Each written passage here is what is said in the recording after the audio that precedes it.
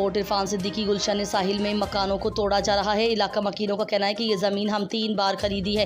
पहले ये ज़मीन बिल्डर से खरीदी, दूसरी बार हमारी ज़मीन पर कब्ज़ा हुआ, फिर हमने कब्ज़ा माफिया को पैसे देकर ज़मीन खरीदी, तीसरी बार पुलिस को पैसे देकर इस ज़मीन को ख़रीदा। इलाका मकीनों का कहना है कि हमने अपने मकानों की फ़ाइलें भी जमा करवाई थी। कोर्ट ने हमारे पेपर बना कर दिए हैं। हमसे कहा गया है कि आपके इलाके में कोई कानूनी कार्रवाई नहीं होगी। इसके बावजूद कोर्ट के फैसले को रोकते हुए हमारे मकानों को तोड़ा गया। कराची में सख्त गर्मी और दूसरी तरफ मकानों से महरूम मासूम बच्चे बच्चियां और ख़वातीन सख्त धूप में बैठे दिखाई दिए। इलाके मकीनों का कहना है कि हमारा अफसरान से गुजारिश करते हैं कि हमें इंसाफ दिलाया जाए। गुलशन साहिल सोसाइटी के अंदर और यहाँ पे गवर्नमेंट की तरफ से कुछ दुकानें कुछ मकान तोड़े गए हैं और इलाका मकीन हमारे साथ मौजूद हैं। आइए इनसे बात करते हैं। अस्सलाम वालेकुम। वालेकुम सलाम। बहुत शुक्रिया। सबसे पहले तो हम मीडिया टीम के आपकी शुक्रिया अदा करते हैं कि आप इस गम और इस दर्द में बराबर के शरीक हो गए और हमारा आवाज़ बाला हुकाम तक पहुँचाने में हमारा मदद की। मैं ये बात वाज़ेह करना चाहता हूँ कि यहाँ पे हम 15-20 साल से यहाँ मुकीम है। हमने गुलशन साहिल का फ़ाइल ख़रीदा था और प्लाट भी हमारे पास है, यानी कब्ज़ा और फ़ाइल दोनों हमारे पास है। हमने अपने घरें बनाई, ये कोई रात को नहीं बना, ये कोई अंधेरे में नहीं बना। ये एक घर 3-3, 4-4 महीने में तैयार हो जाते हैं। यहाँ पे लोग 15-20 साल से मुकीम है और अभी इन लोगों ने गुलशन साहिल के नाम से पहले हमारे ऊपर एक ऑपरेशन शुरू किया।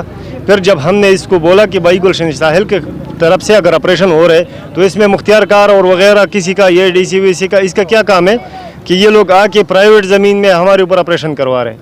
यहाँ पे अगर इसी तरह कोई बात किसी इन लोगों की कोई करे तो उन लोगों को ये लोग डरा के धमका के कि भाई मैं 7-8 करूँगा, मैं FIR करूँगा, मैं वो करूँगा, मैं ये करूँगा, मैं रात को उठाऊँगा, रास्ते में पकड़ूँगा, मैं आपको नहीं छोड़ूँगा। यही धमकियाँ हमें दे रहे। और बाकी हम लोग गया हाई कोर्ट में। ये हाई कोर्ट के हमारा स्टे ऑर्डर है, इन लोगों के ख़िलाफ़ दिए हुए नोटिसेज है, सारे डॉक्यूमेंट्स है, लेकिन ये लोग कानून को भी पामाल करके हमारे ऊपर आ रहे हैं और अपना गुंडागर्दी दिखाकर हमारे घर में स्मार करना चाहते हैं। अच्छा नाज़रीन, जैसा आपको पता है कि इन्होंने दिखाया कि इनके पास कोर्ट के पेपर मौजूद हैं। ये पेपर दिखा रहे हैं, ये इनको कोर्ट से मिले हुए हैं। कोर्ट ने इनको यहाँ रहने का अप्रूवल दिया हुआ है।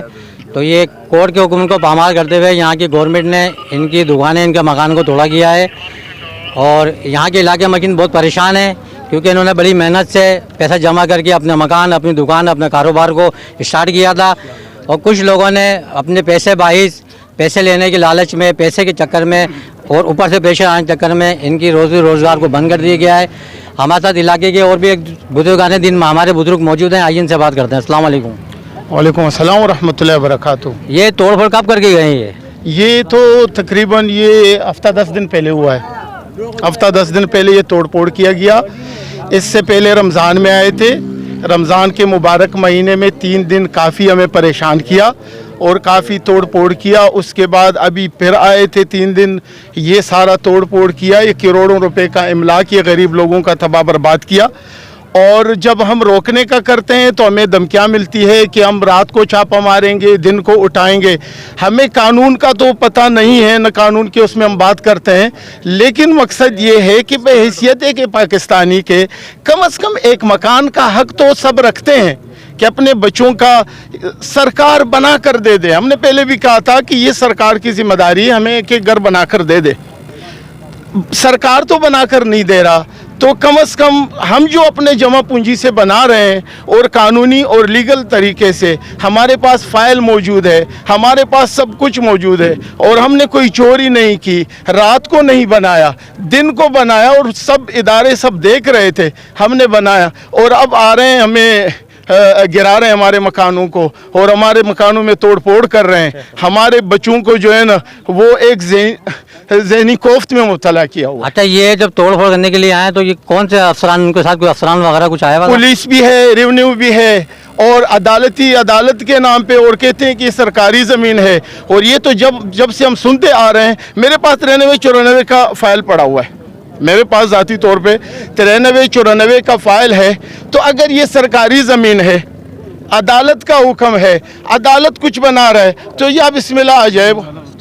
अच्छा, ये अदालत का स्टे ऑर्डर है, इसके बावजूद हम आम आदमी अगर कोई अदालत की मामूली खिलाफ वर्जी करते हैं तो हमें तौहीन अदालत का सामना करना पड़ता है। और ये बड़े बड़े अफसरान हाई कोर्ट के इस लेटर को ये चैलेंज करते हैं और भारी मशीनरियों के साथ आके हम पे चढ़ाई करते हैं। तो क्या इन पे तौहीन अदालत नहीं बन सकता? मोहम्मद आमी के साथ मैं हूँ इरफान सिद्दीकी।